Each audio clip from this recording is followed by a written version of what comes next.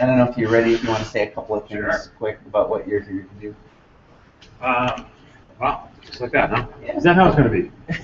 Well, I skipped over you. Thank you, Charles. Appreciate it. Yeah, so my name's Jeff Ackley, and I've probably talked, somebody's already heard me talk in the past. I am the founder of something called the Fossil Fuel Age Challenge charitable organization. And we do competitions for schools, communities, groups, businesses to focus on an eco-action that the group wants to do. So it could be environmental cleanup, it could be focused on eating organic, and each of the competitions have this premise behind them. And the premise is that we've been living in the fossil fuel age, which has been great and a lot of fun and evolved, but we're all realizing for various reasons that maybe it's time to move on. So the goal is to end the fossil fuel age and dawn the eco-enlightened age. So that's the age we learn to live in balance with ecology and build sustainable local economies and look for eco-energy sources, which, as I say, is fuels from heaven as opposed to fuels from hell.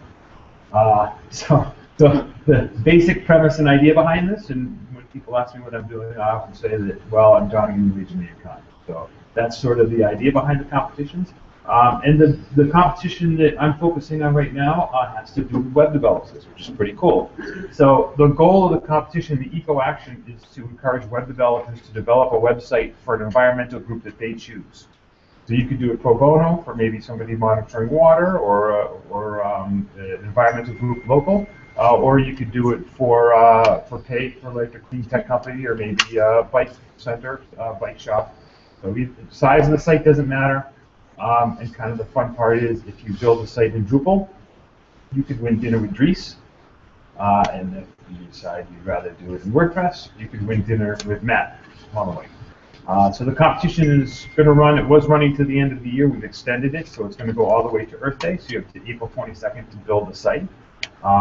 So it's, again, it can be big, it can be small, and we're just going to do a drawing. And as a matter of fact, if you've already, has anybody already built a site like this, a site for environmental group? Cool, all right. So if you've already built a site, that's great. We want those posted as well. And I've got a brochure here that will sort of show you how to do it, but basically you just go to ecositecompetition.org and you just take a screenshot of the site and post it.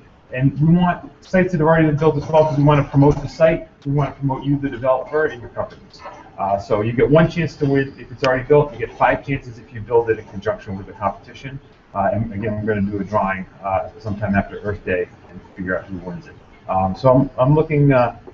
I really, does it have to be, WordPress or Drupal? And you use like,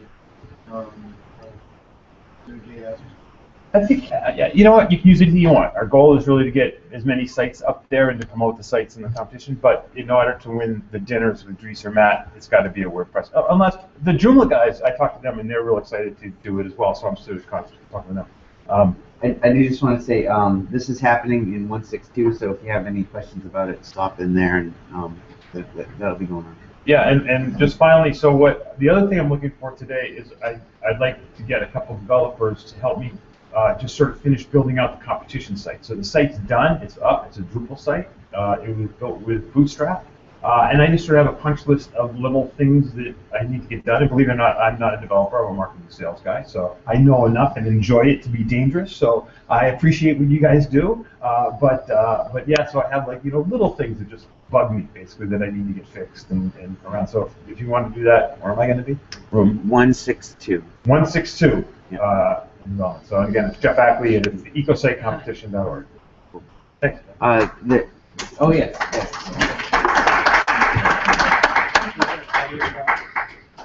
There are a couple other projects that are going to show up later to work on if you're so inclined. They will also be in 162.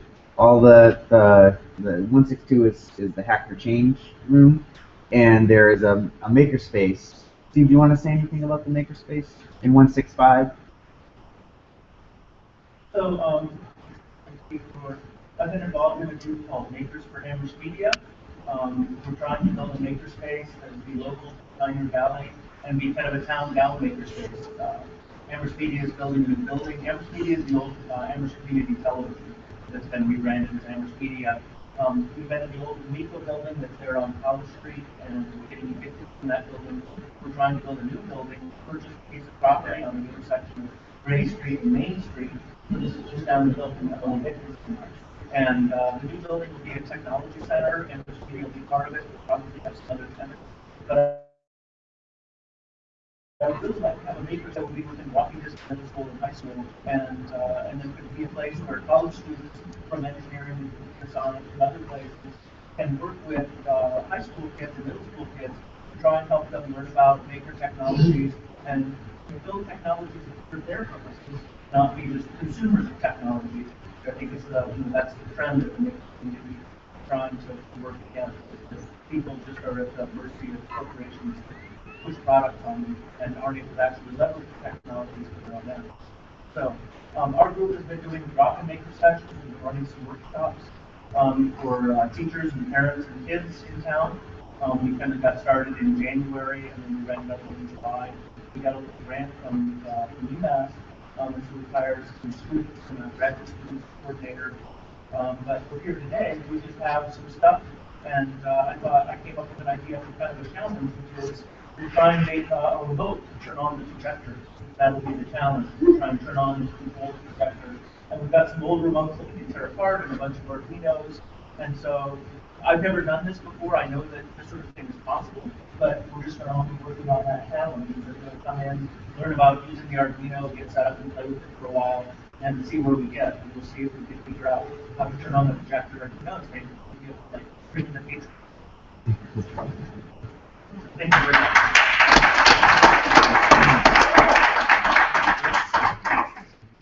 So there's some things if you want to get up and stretch your legs at any point in the day to bounce around and check out. And wherever you are working on it, go check on something else. But I will hand it over now to Damien McKenna. I don't have much of an introduction prepared, but I know that Damien is very dedicated member of the Keen Drupal users group, right? Yep. Been up there to visit them and keeping that going, and extremely active member of the community. Meta tags, big module. He's from Media Current. Media Current has really taken off. Yep. Weather is it weather.com? Weather.com. Yep. Big site. And some others. Yep. Well, that cannot be named yet. I'll hand it over to you. Sorry. That's okay. Thank you. How's that volume-wise? So, good morning. I was very grateful to be asked to do this morning's keynote, so thank you all involved. And this morning I wanted to give kind of a gentle introduction to open source and some of the concepts behind it and the whys and wherefores. And I figured I'd steer it around the 5 W's of open source. As mentioned, my name is Damien McKenna. I work with Media Current, where I'm a lead Drupal architect. I help architect some of the more fun sites we've worked on. I'm not involved on weather.com, but some of my modules are used, which is nice. I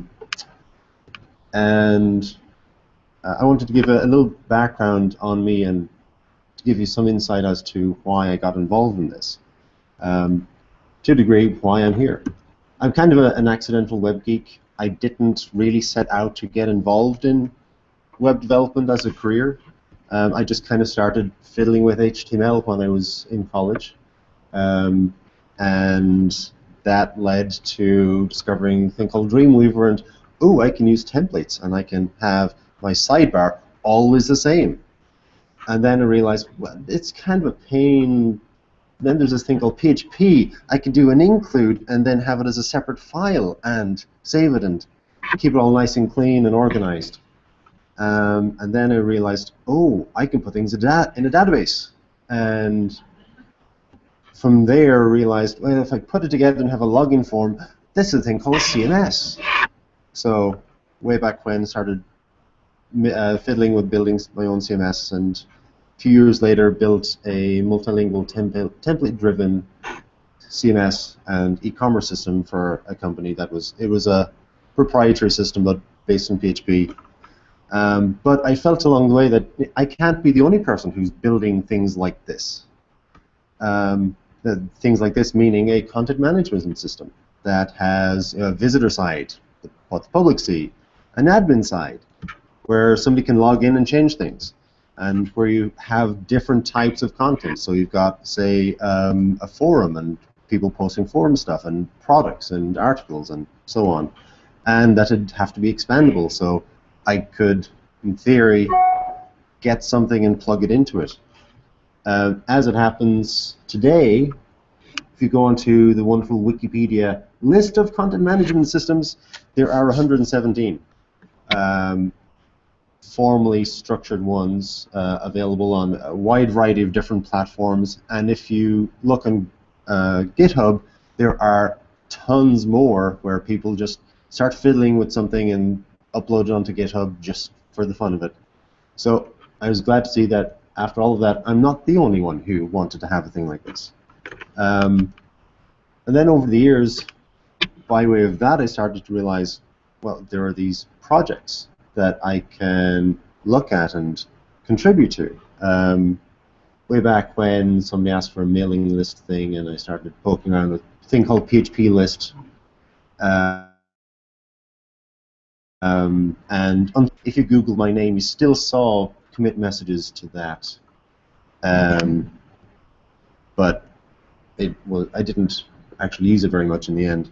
A few years later, I got involved in TikiWiki, which was a fairly expansive and oddly structured CMS, to say the least. And then, career-wise, took a sidestep to the left and got into Cold Fusion, and worked with a system that was built around Fusebox, and I got involved in the Fusebox system. And then somebody started building a PHP version, so because I knew PHP, I started helping out a bit with that. And a few years later, I got into Ruby on Rails and got involved in the Radiant CMS project a bit. And then, well, a year later, got into Drupal, and the rest is it's been an interesting journey. So, but most importantly along the way, really got to know a lot of people involved in it through things like mailing lists. That was really my first avenue to discover I am not the only one who's crazy like this, who thinks that building a CMS is not a super critical thing, that anybody can start building one and share it and benefit from others' input. And then discovered there are user groups. People actually meet in person to discuss this stuff. And from there are conferences where large groups of people get together and have sessions and presentations and stuff. And in the Drupal community, there are Drupal camps and DrupalCons where you have thousands of people getting together. And then, well, there's Twitter as well. I won't go too much into Twitter, but Twitter has actually been a really, really great communications medium for people involved in open source things and who want to learn more and contribute more. And as the saying in the Drupal community goes, you come for the software, you kind of stay for the community. That's the official project motto that was devised a few years ago. So let's proceed with the 5 Ws. It's actually a list of basic questions used in structured information gathering. For example, journalism and police investigations and kind of big things. Ask very simple questions. Who, what, when, where, and why. Very rudimentary questions, but that people don't often think to consider about things. So let's start off with who. People who like drinking water. So in open source systems and software as a whole, obviously there's going to be lots of software engineers. There's going to be usability designers, project managers, technical writers, teachers, painters, pizza delivery people, students, artists, hobbyists, children, rocket scientists. Basically, humanoids, because literally anybody can be involved. Anybody will have something to contribute.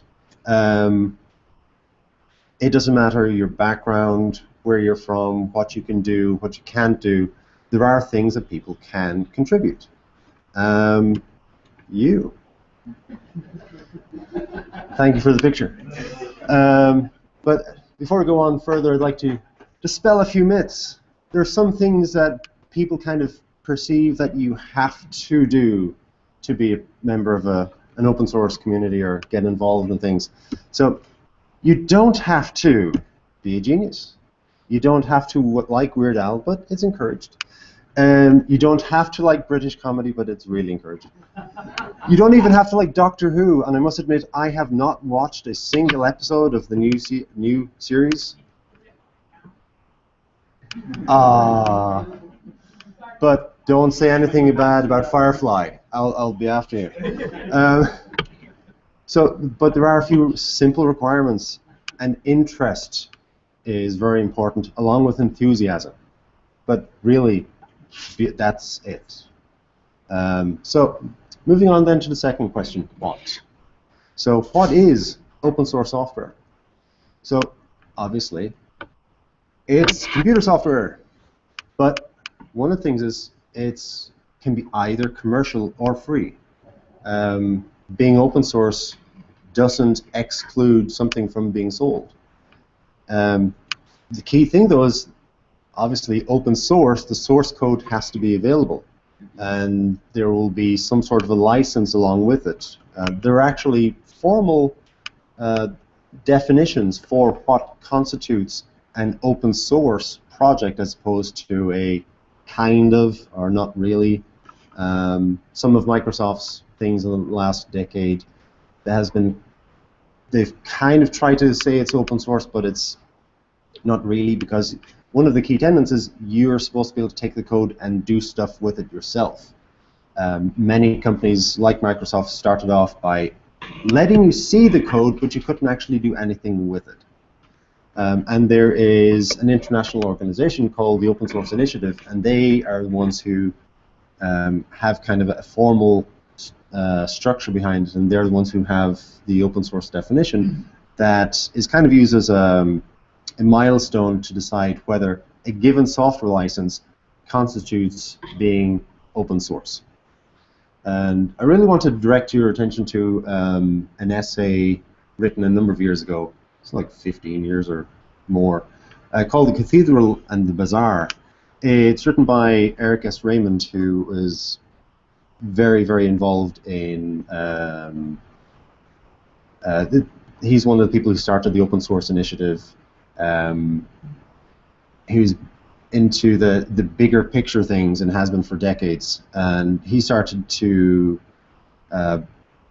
put together his thoughts on open source and how he perceived it and how he the lessons he had learned along the way. And I only actually read it a few days ago, and it's amazing how many things in his essay match perfectly with things I've experienced. Things like release early, release often as a motto for software, that the more eyes you get on something, the quicker you release things, the better the software will be. So obviously there are lots of open source projects, plenty of them, and many of you probably use many of the things here day to day and don't realize the detail behind it, that it's open source and what that means. So one of the things, again, is that the software can be sold. It just many times it'll be the main software package is available for sale. It may also be available as a community edition, for example. That's what some companies have done, is they've released kind of a community edition version of their software that's, say, under the GPL or MIT license or something. And then they have a commercial version that's more geared for large organizations that want, say, technical support 24/7, etc. Sometimes it'll be the main software is commercial, and then your add-ons are under a different license, or it could be vice versa, where you've got, say, and the core software is free, but then there are commercial add-ons to go with it. That could be just plugins to expand functionality, themes, etc. But one of the key things with the whole thing, well, the whole open source movement, is the software license behind it, and there are tons of different licenses.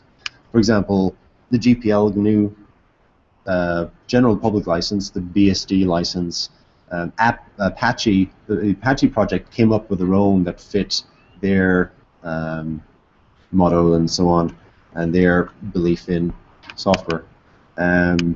But each license has different allowances, so especially focused around what you can do with the software that you get from them. For example, some licenses like the GPL require that anything that tightly integrates with that software also has to be GPL licensed or compatible. So some people don't like GPL because of that they want to be able to use the core software, but say that to keep open source, but then have, say, plugins that are closed source. That is how they want to make their money. But again, this goes back to the open source definition that controls which of these licenses are accepted as an open source thing. That kind of feeds then into the question of, well, what can we do? There are lots of things we can do. Anything from, obviously, code, whether it's PHP, C++, Java, who knows what, HTML, JavaScript, CSS, but there's simpler things that don't require specific programming engineering skills, like documentation, presentations, just testing things, sitting down and poking around in a browser or trying out a program and running through different scenarios.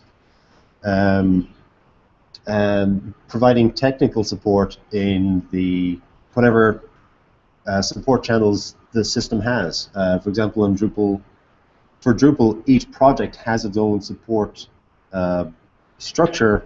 It's kind of like a forum structure where anybody can post questions, bug reports, and anybody can then follow up on them.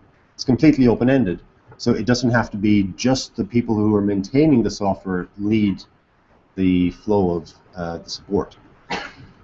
But and there's much more you can do than that. You don't even have to have technical skills. You don't have to have a computer, because you can sit down and brainstorm ideas with people. You can help on marketing materials for promoting the software. You can help organize events like this, camps and all sorts of events. You can help fundraising. Say, for example, a project is, they feel that they really want to have one person focused on working on the project for a week, or they're trying to collaborate and have multiple people fly into one location to work on something. You can help fundraise for that. Sometimes just hanging out and chatting with the developers or other people involved in it can help just clear their heads and whatnot. And often, sometimes, babysitting and helping take care of the other things those people have to deal with, like at an event here where there's organized childcare. You might not think of it, but the people who are running the childcare are helping with the projects that everybody else is involved in. So then that leads back to who, and again, you don't have to be a geek. You don't have to be a geek to work with childcare, to do fundraising. You don't have to be a genius. You just, again, have to have interest and enthusiasm.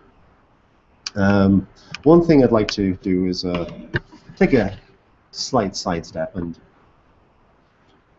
mention that communication, the way we communicate within projects, is extremely important. You really need to treat others with respect when you're communicating with them, when you're filing a bug report or replying to somebody's request at 3 o'clock in the morning, that help, my site is blowing up. It's all because of your module. So just write with respect, write clearly, and have patience. Have patience with the person you're replying to or you're writing to. I mean, the other person, they're not working for you. They're not somebody that you have the right to control or abuse. They're not just at your beck and call, sitting around waiting for you to post your question. And they may have personal difficulties and so on themselves. In the Drupal community, in the last couple of years, many people have started families, have extended their families, myself included. One of the most prolific maintainers and contributors to Drupal, Dave Reed, disappeared for a year when he had a baby. And anybody who had a family completely understood that, but many people who did not understand that or know about it didn't appreciate the fact that he had more important things to deal with than your bug report. Or there may be an illness in the family, and so on. So just remember that other people have lives too. And another way of looking at it is look at role models for who you're modeling your communications after. You can have a good or a bad role model or a good role model. If what you're writing could be put to a drum beat and sang by, say, Robin Thicke, you probably want to rewrite it. However, if, for example, Chris Martin would stick that into a song, you're probably doing just fine. So don't be hating, be respectful. And also then, imagine if your parents were to read your response just before you got on the phone call with them for your weekly update. Hi, Mom and Dad. How are things? Oh, I'm sorry I didn't mean to be. Sorry. So just be respectful. So then, third question then is when. So a lot of people work on open source things on quiet evenings, quiet mornings before they go to work in the morning, while they're sitting around having breakfast. Some people read the newspaper, some people contribute to open source projects. Some people have evening jobs where they help out on, say, some small projects and are able to contribute to their interest that way. Some people sit with their laptop at the beach hacking away. But I think a key thing, though, is that your primary job needs to provide time for you to do this. And incidentally, now, or rather after this presentation, thankfully we've got the full day to collaborate and contribute to some of our favorite projects, or discover new things. So then the fourth question is where?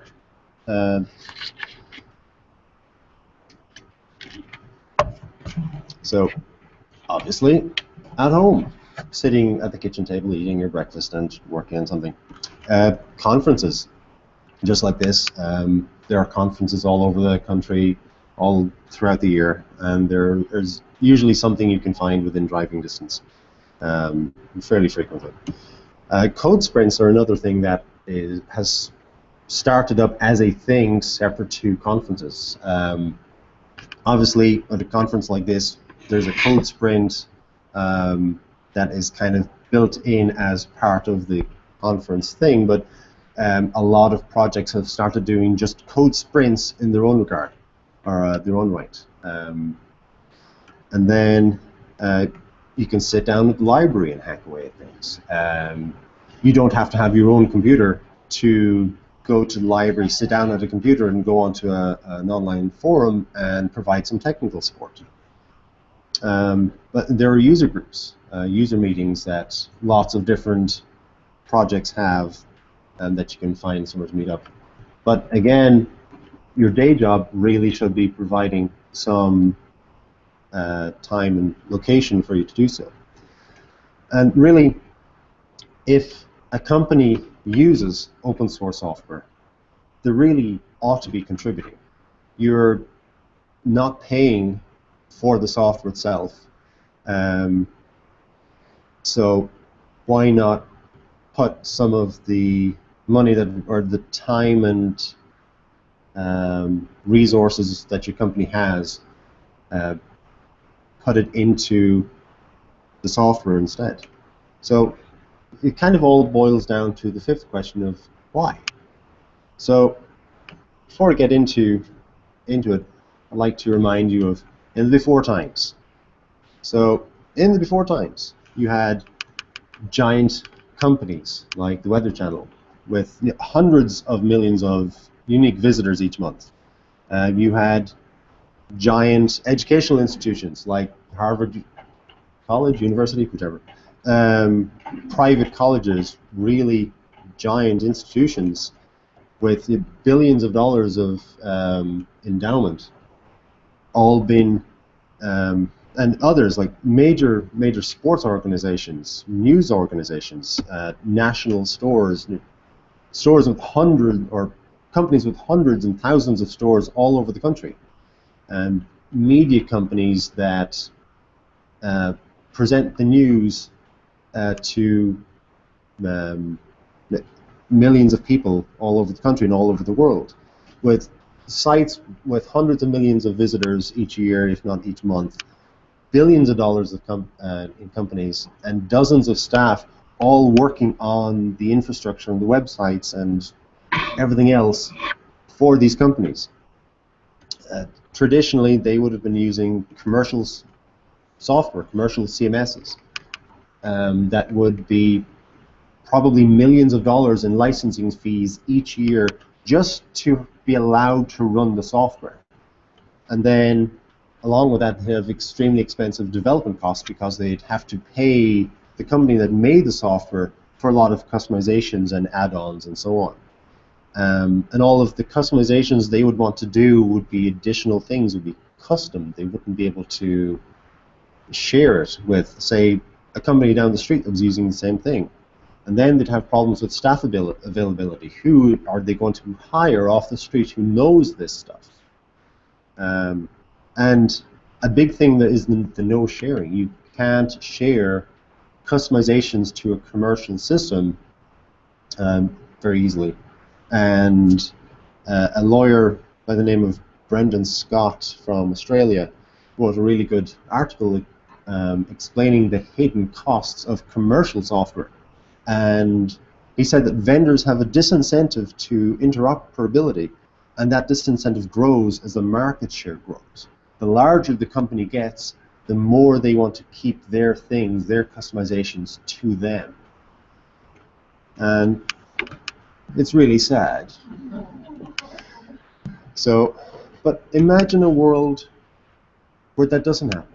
Imagine a world where those billion-dollar companies, the effort they're putting into their custom systems can benefit organizations like CARE, international support organizations and relief agencies.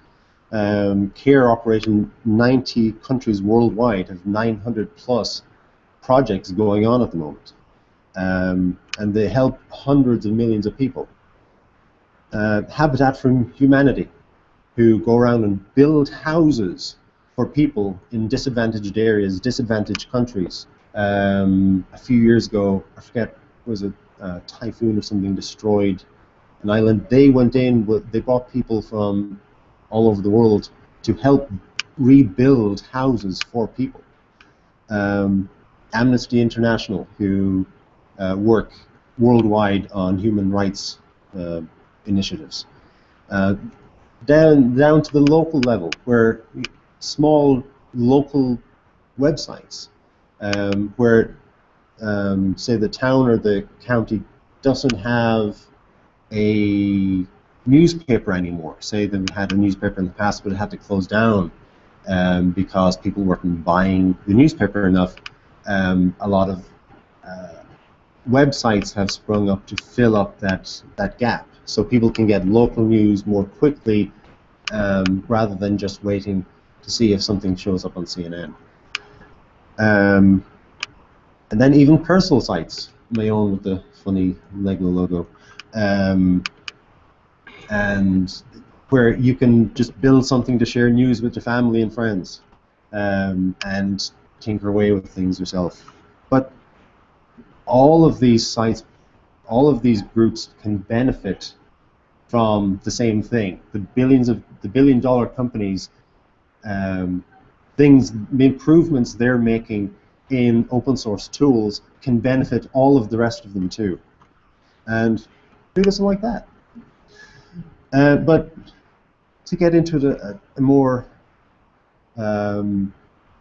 direct level, how does that affect us?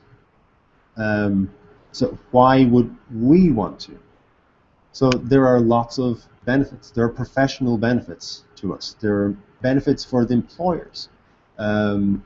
Benefits to us personally, not even just professionally. And then there are benefits to society. So at the professional level, you're gaining exposure to new things that can help you learn. You're getting through that, then your skill set is going to improve. If not just from practice on the same things, learning new things, and you improve as you gain more or do more. You learn more, and then it's also an investment in your future. By learning different things, you're expanding your range of abilities. At the employer level, your team will be more skilled. As each person gains more skill, as a whole, your group gains more skill. It can also be tremendous PR for the company because, for example, in the Drupal project, each person on the site can indicate who their employer is. And each project, each module, as they're called, or theme, can indicate which companies sponsor work on their project. And you can have a logo and a link to your website and so on. And you can gain kind of a long tail marketing from that, but also locally, people, when they go looking for work, they will start to discover, oh, this company is involved in this project. I'd like to work there because I can contribute to this project too. And it can also then, at the reverse side, help the company find staff because you'll have more exposure.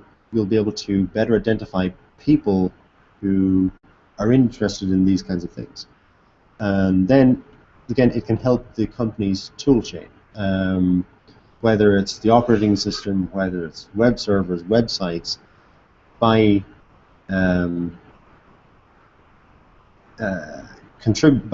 openly contributing to things, ultimately it will all benefit the company. And then it's an investment in the company's future. And let me get into this a little more. It's an investment in your company's future. I did some research into just normal financial investment, and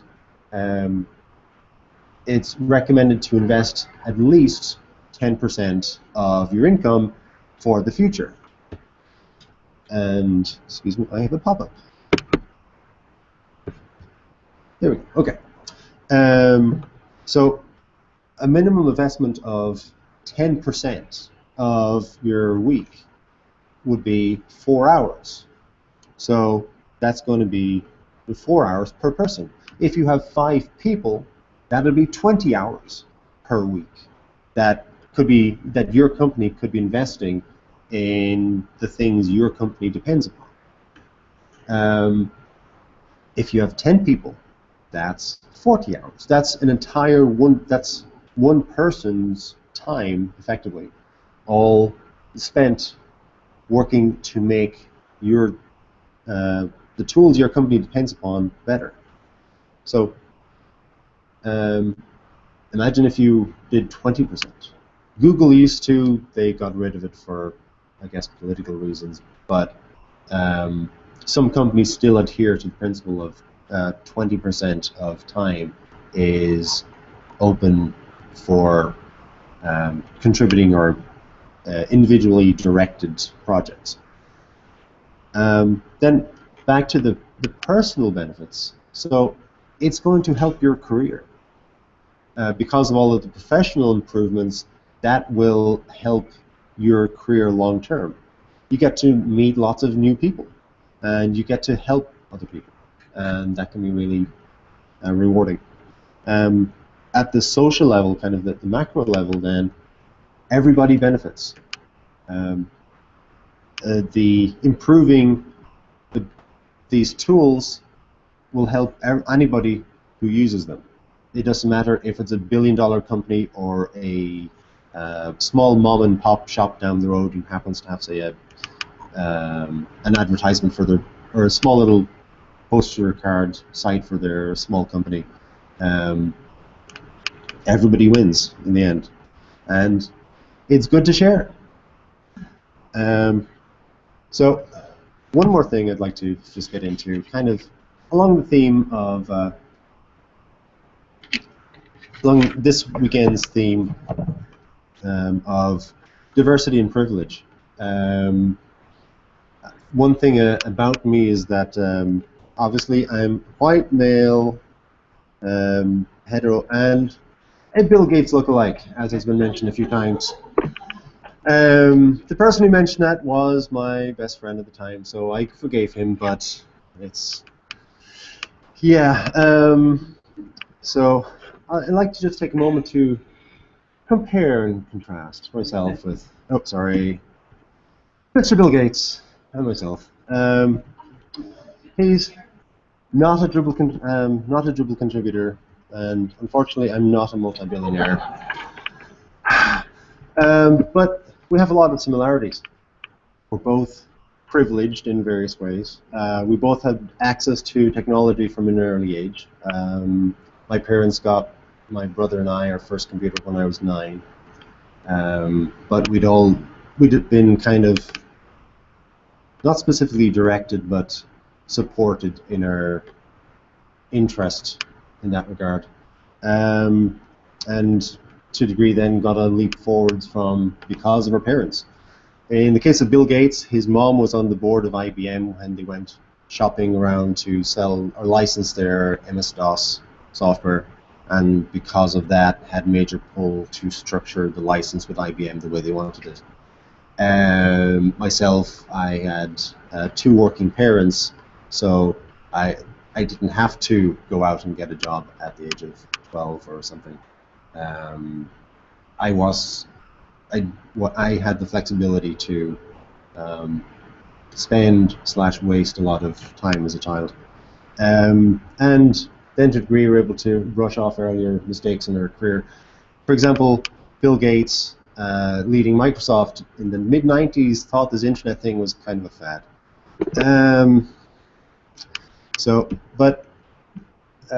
Again, somebody in my position has a lot of privileges. I'm more likely to be taken at my word. I'm more likely to be ranked highly in interviews because I fit in with tech culture. And I'm also then less likely to have decisions questioned because of all of this.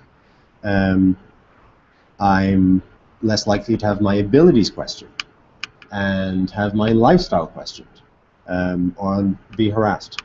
So that kind of then, because of these responsibility or privileges, there's kind of an onus on us, on myself and people in my situation, that we have a responsibility to help others who aren't in the same situation. And to a degree, we need to stop doing the things that cause the problems, like the 56% of women who leave the IT industry. A lot of it because of people in privileged positions who drive them away. We need to then, at the same time, stop telling underprivileged people how they're supposed to act, how they're supposed to feel when things happen to them. And we need to stop talking and telling people what to do, and instead we need to start listening more to people who are in that position. We need to make ourselves available to help if needed, and then help if somebody asks. And really adhere and promote codes of conduct in communities, in organizations, that can really help offset potential for problems. Then at a business level, there are a lot of things that can be done when you're hiring somebody. Don't hire somebody because they're really famous, but they happen to be a bit of a jerk. It's not worth dealing with. Don't have requirements for positions that are irrelevant. So many, especially major companies, still have a requirement of having a bachelor's or a master's degree for things that don't need it. Myself and many other people are self-learned. I don't have a bachelor's degree. I just have a lot of experience and a lot of privilege that allowed me time to learn these things.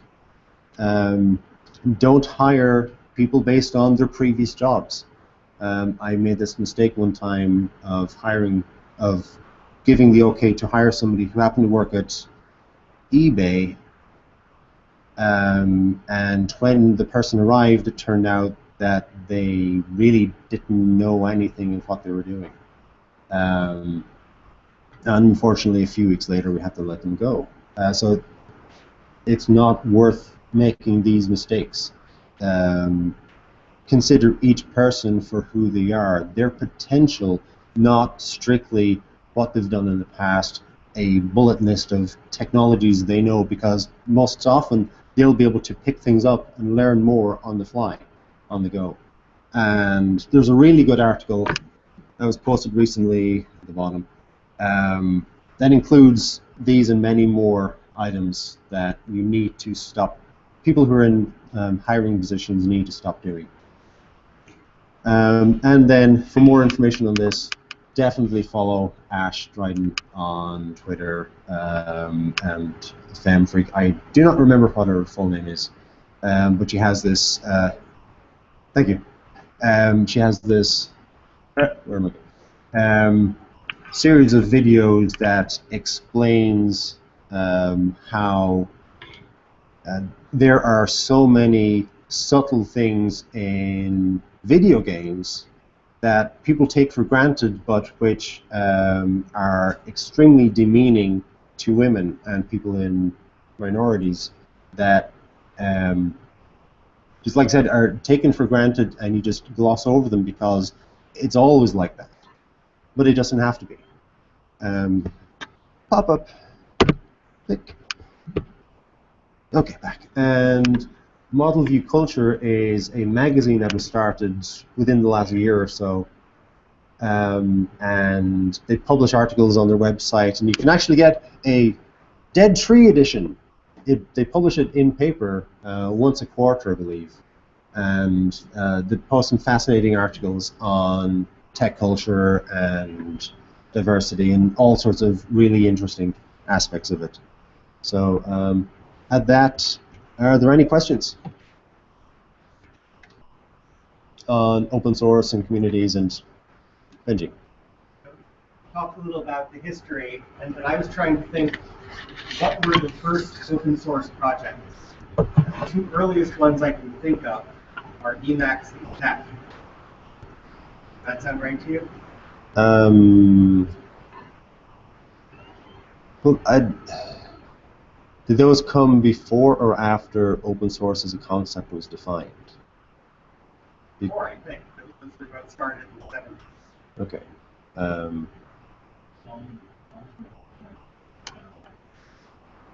I was just checking the wiki page, and it said Stallman and ICO. So those were before the Unix and BSD license wars? I guess. Sharing culture is eventually not sharing patches for operating systems, because AT&T is made of antitrust, and so they did enter the operating system market, and so they distributed people changing from state to patches without any licensing things, because AT&T and that environment consulting brought in, and then became frustrated, then the rules changed, and people began licensing requiring NDA. And when Stallman had written a patch to the printer that allowed the printer to email people with a job finished, to send them alerts and the printer scans, and when they got the next version of the printer, the source code was closed, and he wasn't allowed to get access to it. And college was able to get access to it, had to sign an NDA to see it, and then to share the code. That was what caused almost these times. I would argue kind of carefully step around the distinction between free software and open software. What I see is kind of a parasitic after free software. Make it acceptable to business where there's actually mind shift having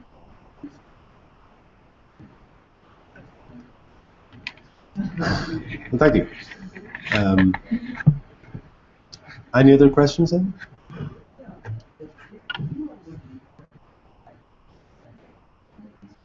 Software and does not share that. What are things that you can do to make that to make that time?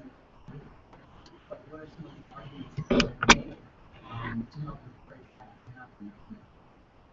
Very good question. The question was, what can you do if you're in a situation where your company is benefiting from open source systems?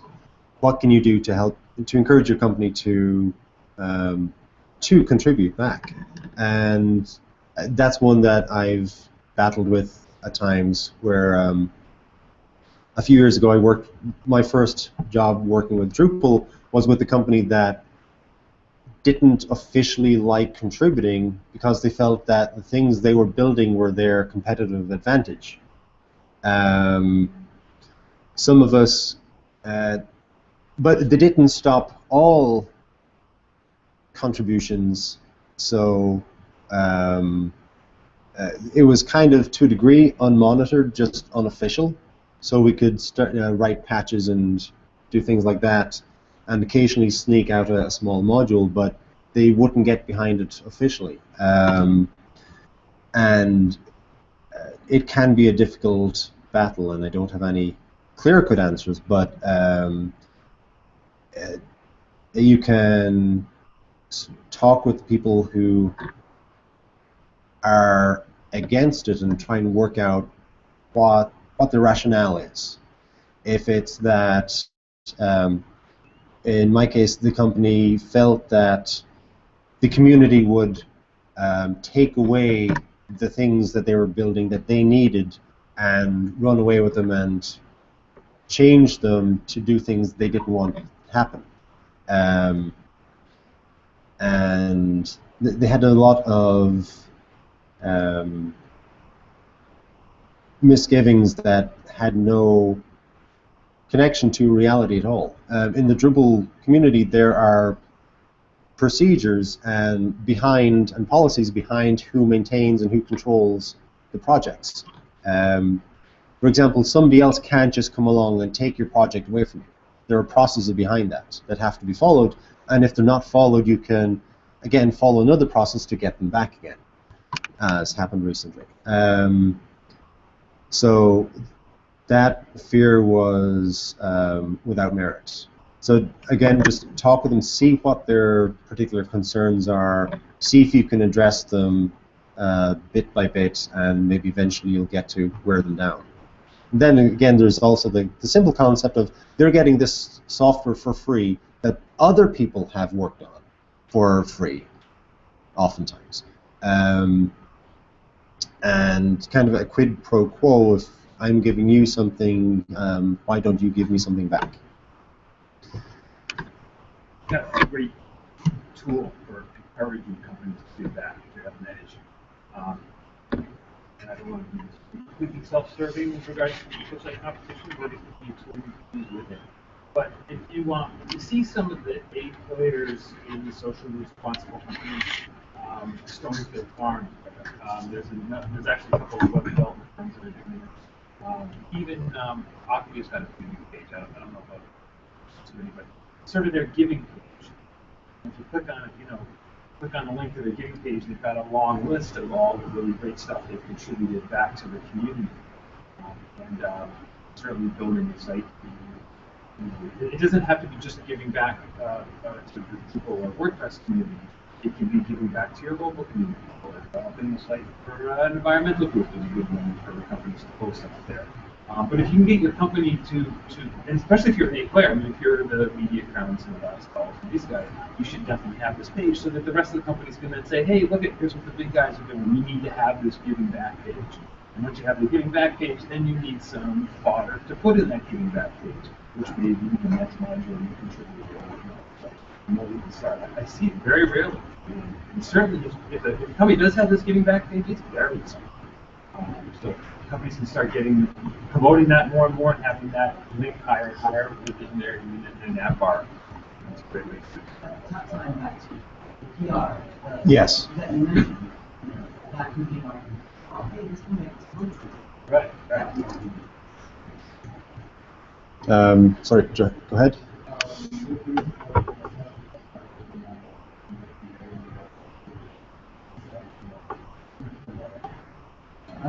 Yeah.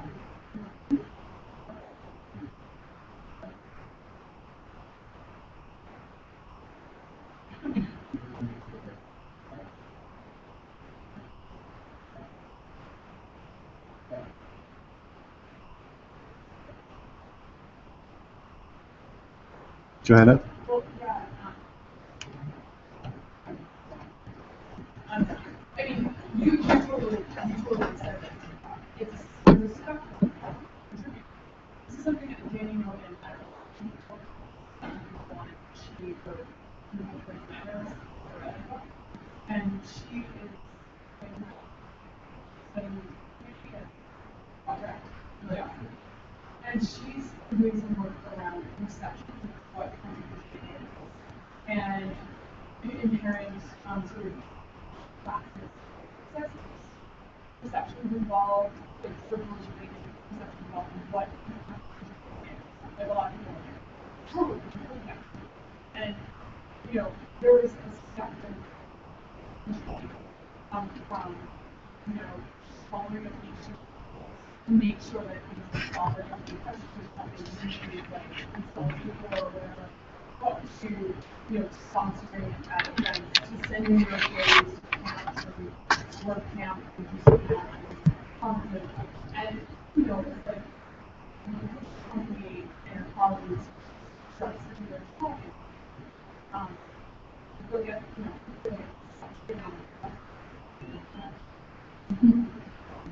so yeah, I just think that there's really a lot of factors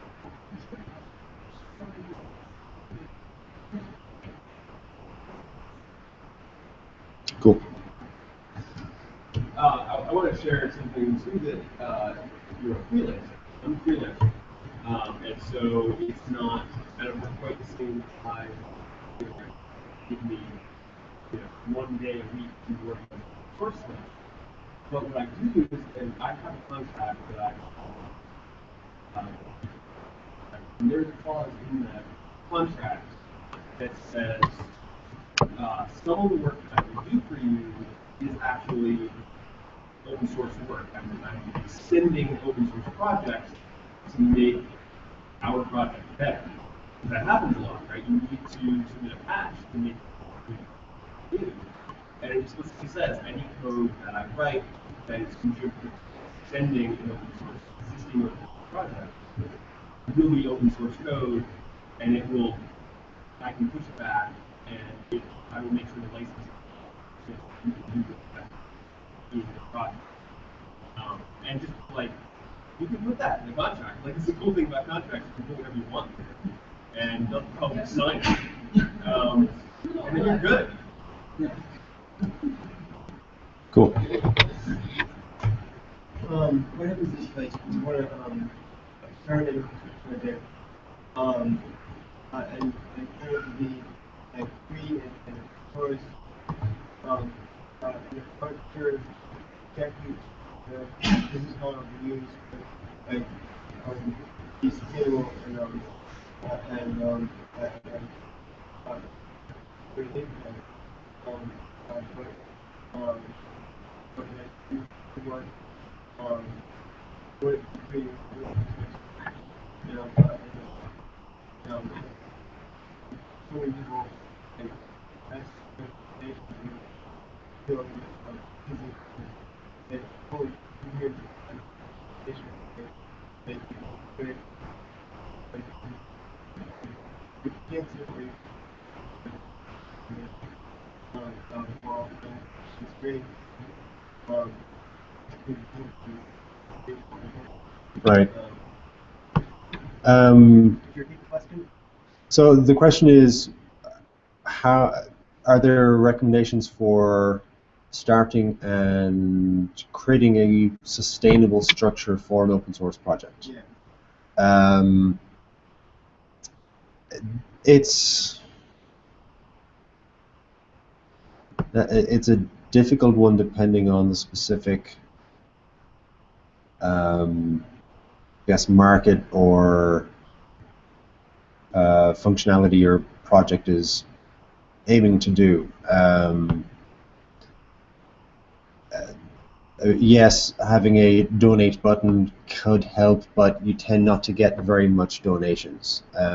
From the companies I've seen who have started something and made kind of a bit of a success from an open source system, it seems to be where they have companies at least partly funding the development through improvements, customizations, and then those improvements and customizations are fed back. And I guess I'm kind of I have some ideas.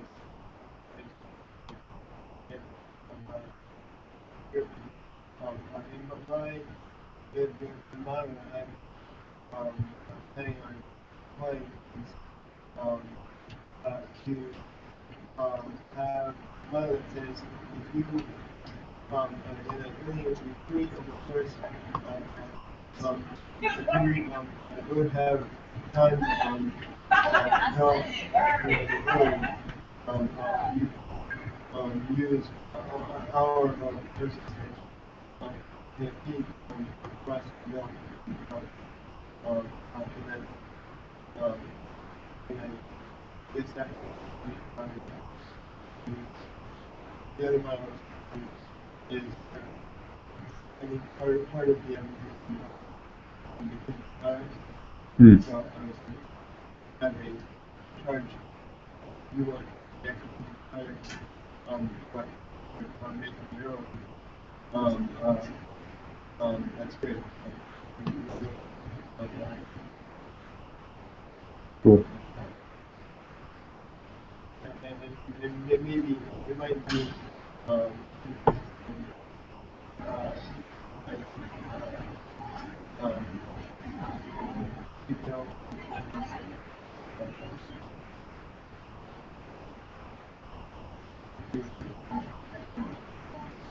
Cool. Well, good luck with it.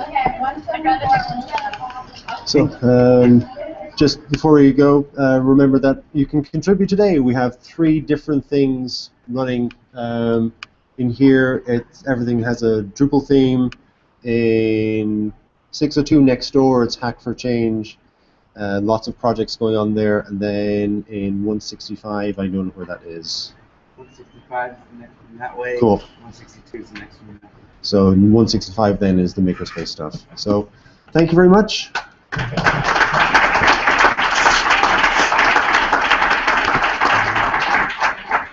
is the stuff button.